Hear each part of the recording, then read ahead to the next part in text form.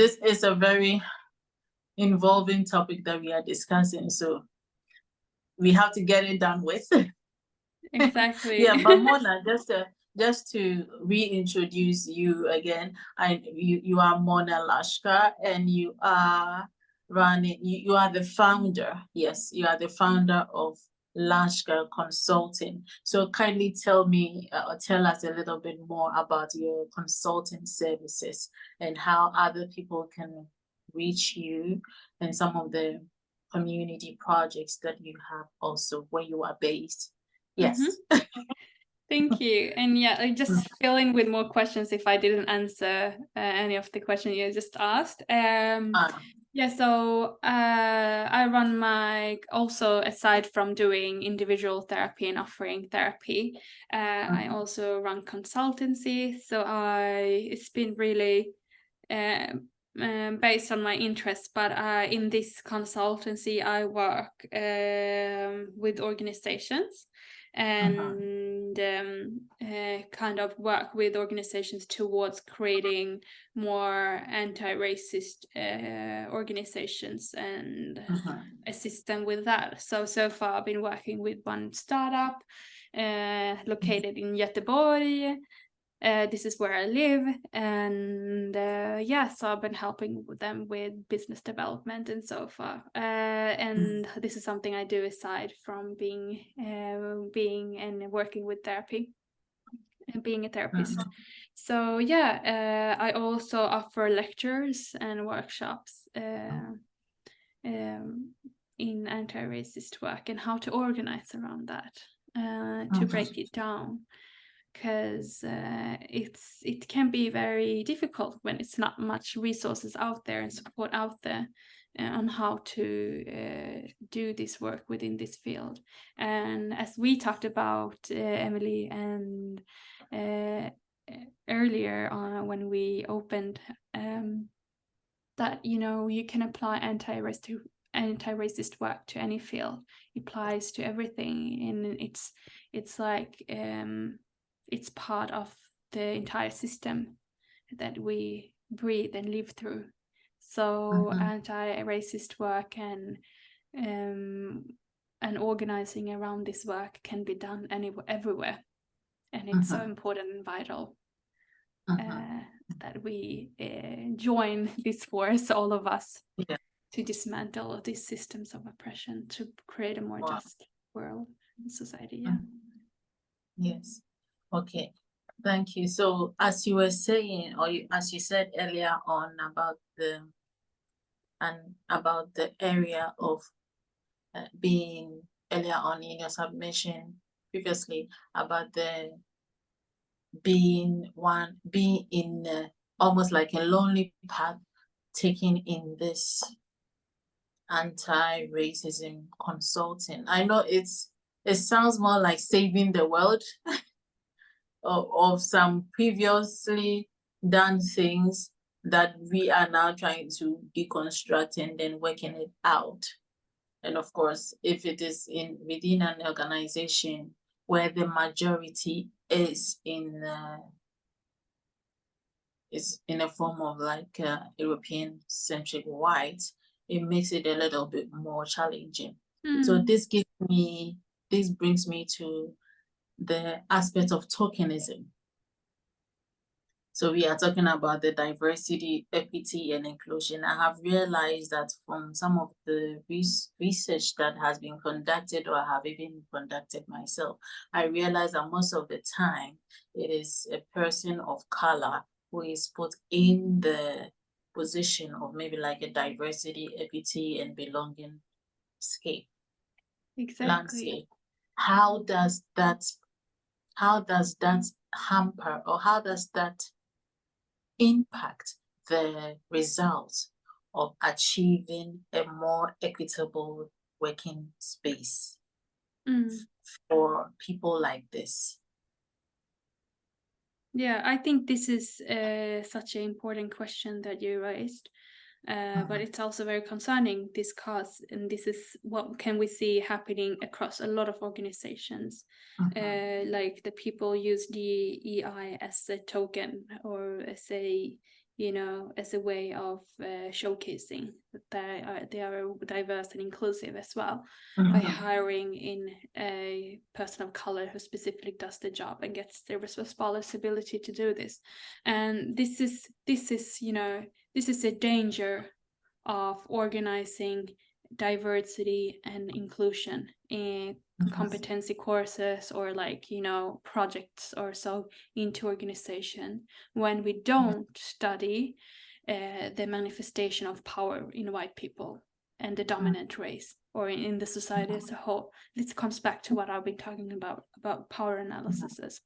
And, you know, when we do diversity and inclusion and culture or cultural competency courses and or projects within an organization, and it's like we invite that person of color to be in this space, and this space is given by someone, and it's like the white dominant space is given, like you're giving some time now on the scene to do this work, and that is perpetuating racism.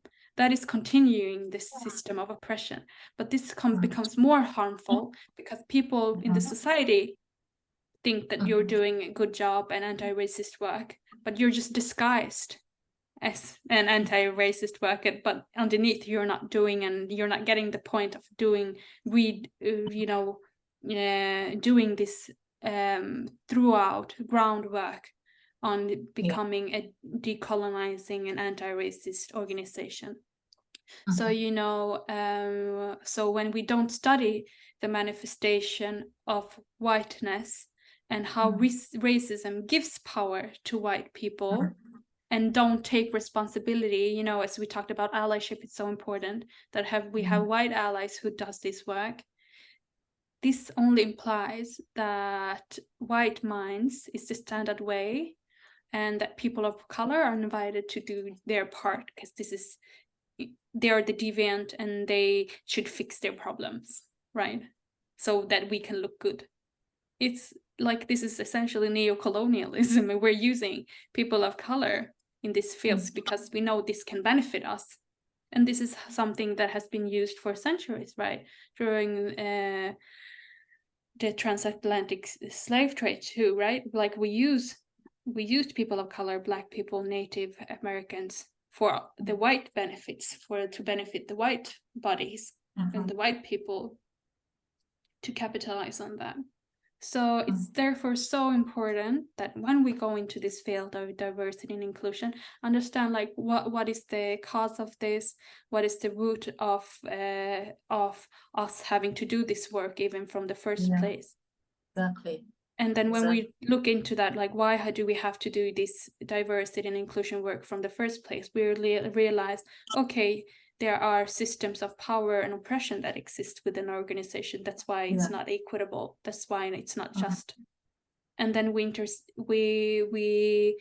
dissect those parts, and we can look into power dynamics and see like that we all have a responsibility. It's not only our job to dismantle racism and people of color. It's everyone's job, and especially white people's job, because it can never be undone unless we gather as allies, as a society as a whole, to admit that this is affecting us all. So when we don't question the power of whiteness, or never analyze the power or manifestation of racism in white people, like how it's internalized in power, the status quo of racism just maintains, even when we try to use forces of diversity and inclusion. So we have to challenge this status quo, and this is what we often fear. We fear to challenge it, but also it's painful, because with this comes acknowledgement that white people might have used power over people, and even people of color have gained social power to suppress other minorities or people that are less than. So, you know, we all use this power status to bring ourselves up in this Western society. So we have to break and like think outside the box Yes. when we apply and try to make a workplace or organization anti-racist. And that's why, you know, tokenism is so common, as you said. It happens a lot because we don't do the groundwork. We just apply these fancy things and words because it shows us that we are in the organization that are there and in a good light. And so, yeah. So instead, these people that work with diversity and inclusion become very skillful organizers. They're still perpetuating racism in a system. Yeah. And that is very dangerous. Wow. It's such an eye-opening statement that you have made. But I'm also going to ask a very another question, which is got to do with, do you think it is even necessary to bring is even necessary for a person of color to be in that spot as a diversity, equity, inclusion, and belonging specialist or officer? What is your take on this? Is it necessary for that, or is it got to do with a human being who understands the various angles of oppression and systemic inequalities? What do you say to that? Yeah, it's a really like hard question, but I think, you know, if you are a person of color that has internalized racial inferiority that you haven't unpacked or understood, you know, that you, for instance, we all have to unpack that continuously. I do that as well. Like, if we don't have the basic understanding of how racism operates on an organizational or societal systematic level, then it doesn't matter if it's a person of color or a white person doing it, that work. Yeah. I think this work is important to everyone, but obviously if that person of color have more closer to being to these topics and have education or like life experience in being, you know, have experienced oppression or being a target to racism, then obviously they might be more skillful and adequate for that role because they also have their lived experience, and that is also knowledge and wisdom. So I think that's a great beginning, and then you can start to unlearn and relearn on how to do this work, because this is like you know, undoing racism is nothing we can just take one crash course in and then it's done. It's continuous, it's dynamic, it's changing, but also it will take centuries, so we have to keep going and moving. It's a movement, so we continuously have to remain self-critical and be aware of our own blind spots and doing our internal work so that we can show up and organize in communities with people. And I think the best would be, like, the ideal thing would be for an organization to have a group to work collectively with different people. So, you know, there are people of color, and then there are also white people, and the white people who has an understanding of racism and has done their work on how racism operates and how they hold power, use that power, create an avenue for other white people and carry other white people to undo their part in this job. It wouldn't be like our responsibility as people of color to hold them like we could hold our communities and our fellow people of color, so the white people can do the work for the white people, because they have to dismantle the racism as well. And I think this is so important because often the focus is laid on us only. That we have to, we're the ones who are experiencing racism and discrimination, and then we have to be the ones fixing it as well. Yeah, exactly. Yeah, we need our allies. Yes, allyship is really important. Well, even if you don't really totally and fully understand the issues that are at play, it is just like it is morally nice to be in the picture. Morally, not just you doing it for the pictures, but I don't know how best to even express myself with this, but sheer humanity should inform you that you have to align yourself at least. What if it happens to you? If it were happening to you, what would have been your response? So this is the angle that we are all asking about when it comes to like creating a favorable conditions for people who are disadvantaged in these organizational setups to be put in the right condition. That is all we're asking for. Do unto others as you would want others to do unto you. Exactly. Yeah, because I know that in different parts of the world, at least where I came from, I should put it, or where I come from, my ethnicity and my heritage, I have actually been from my childhood, we have been trained to know and to accept people from different perspectives, right from a very tender age. So for me, it comes in very natural.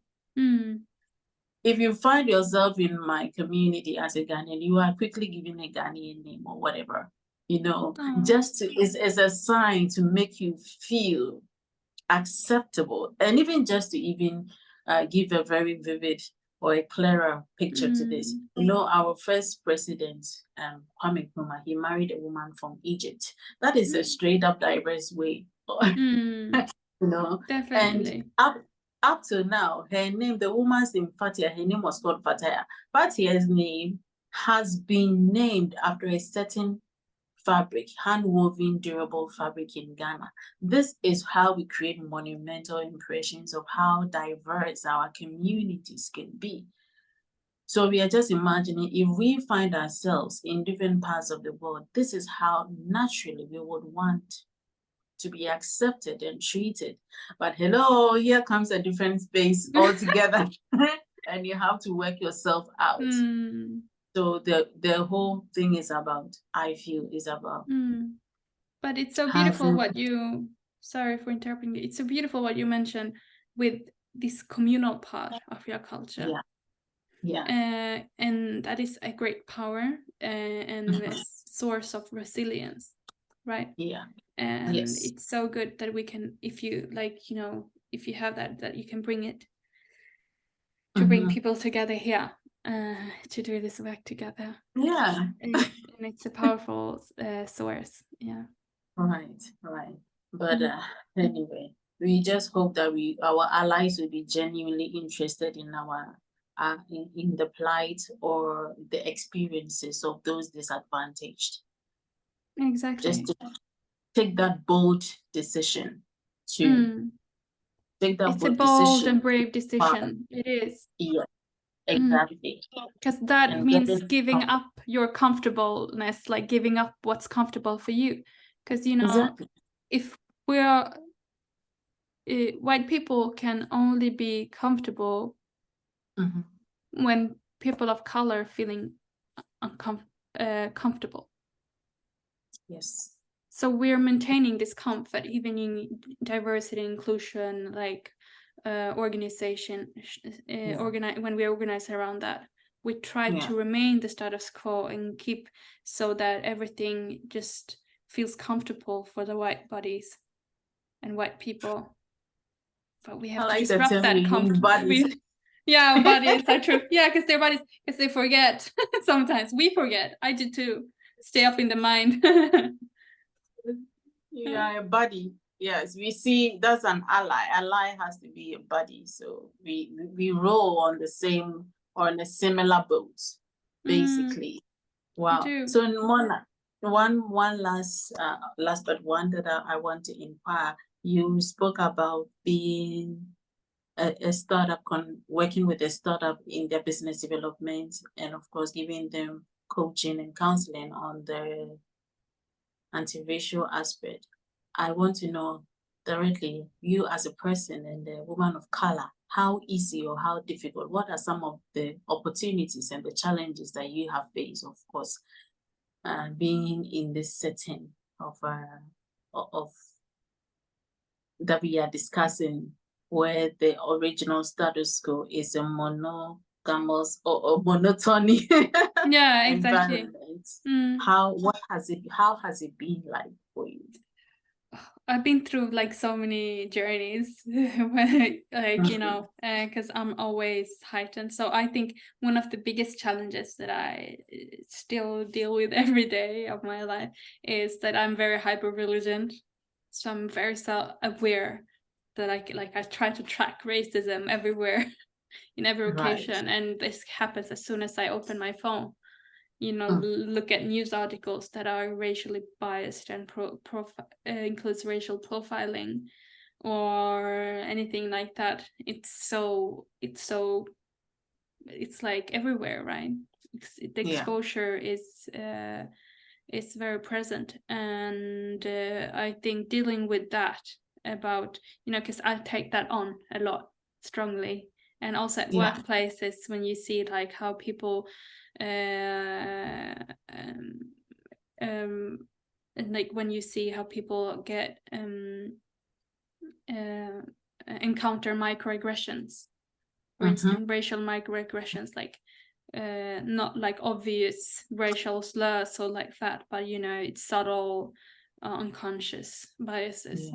So, you know, all these things, and my hypervigilance has been really difficult to deal with, and my reaction to it, I get very emotional and frustrated and angry. But I also try to recognize this anger, because this anger is rooted in courage and in this willingness and this eagerness to change this system.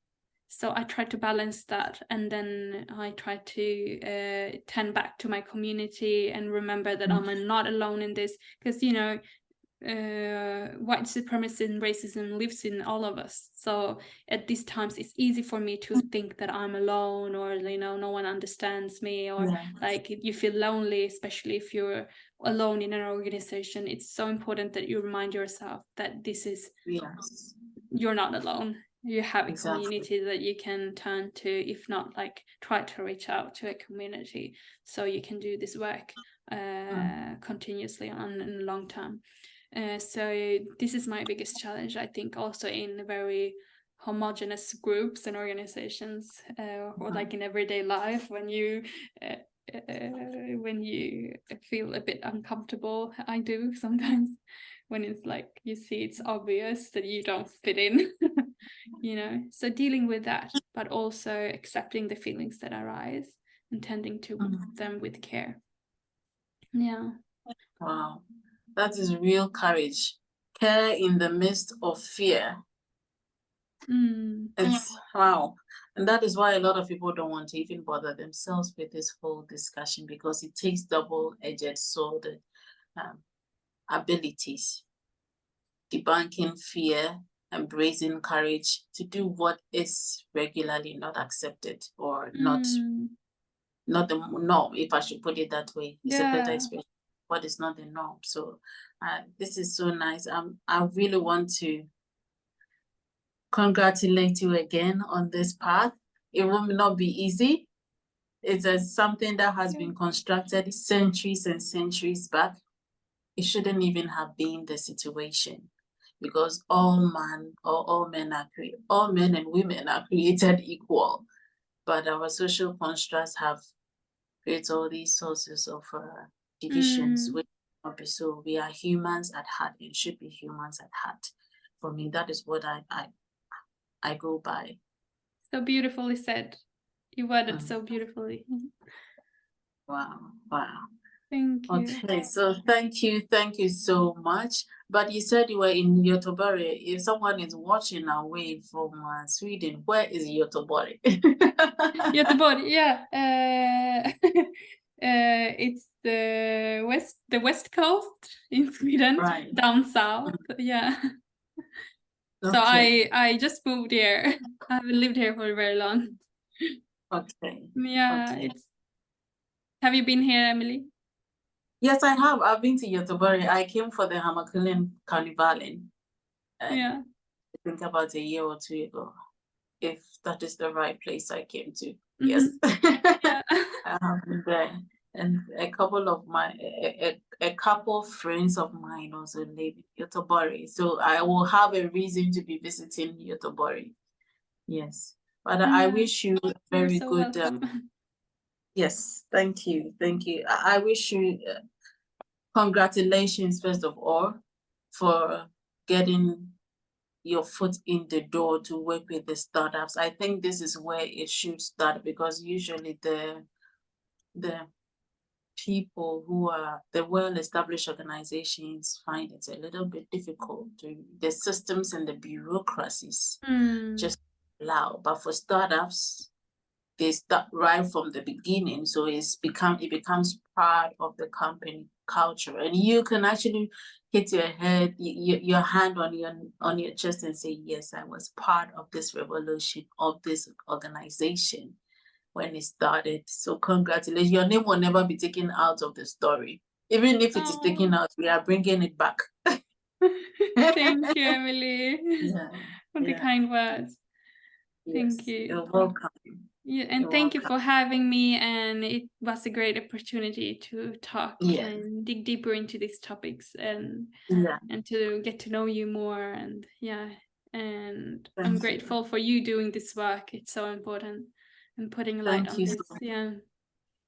Thank you so much. And I'm happy you are also lecturing students about this whole topic, because I think I have had an experience of how students also display racism, and it is really important that even in the schools, people get to know, or they unlearn, relearn, and learn the best practices. Because when you get to know someone from a school setting, you get the understanding of this.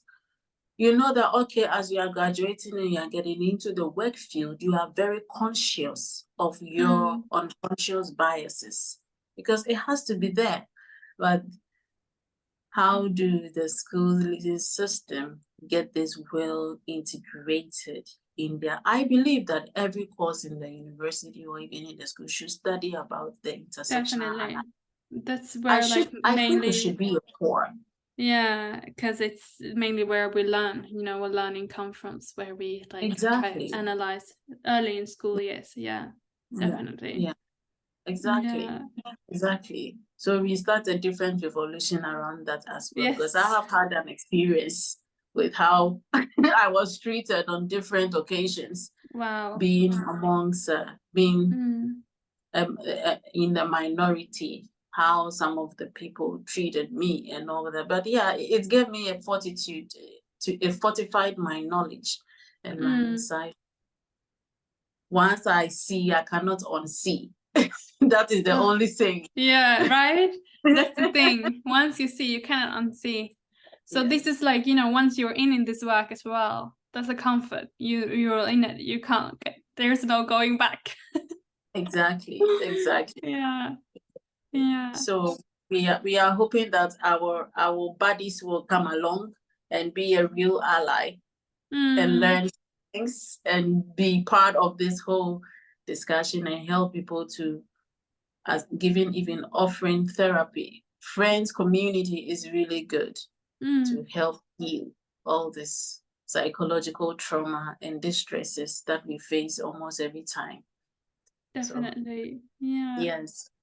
So thank you so much.